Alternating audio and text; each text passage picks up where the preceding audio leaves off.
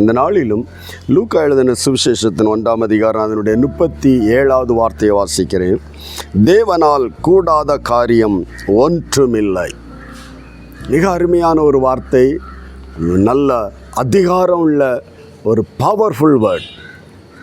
தேவனால் கூடாத காரியம் ஒன்றுமில்லை. இந்த உலகத்தில் வானத்திலும் பூமியிலும் சகல அதிகாரம் உள்ள தேவனால், அந்த தேவனை விசுவாசிக்கிற, அந்த தேவனை ஆராதிக்கிற, அந்த தேவனை சொந்த தெய்வமாய் இரட்சகராய் கொண்ட ஒரு தெய்வ பிள்ளைக்கு ஆமீன் தைரியமாய் சொல்ல முடியும், என் தேவனால் ஆகாத காரியம் இந்த பூமியில், என் குடும்பத்தில், என் வேலையில், என் சரீரத்தில் ஆமீன் ஒன்றுமில்லை என்று. Glory to the Lord.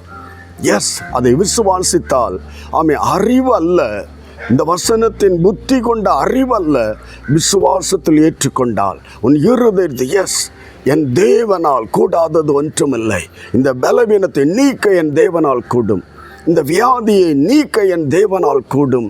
யாரோ சொல்லி படிப்பித்ததல்ல, இந்த வார்த்தையை நீ நம்பி விசுவாசித்து அதை அறிக்கையிட்டு பார். முழு இருதயத்தோடு விசுவாசித்து அறிக்கையிட்டு வரு, பட்டயமாய் வேலை செய்யும்.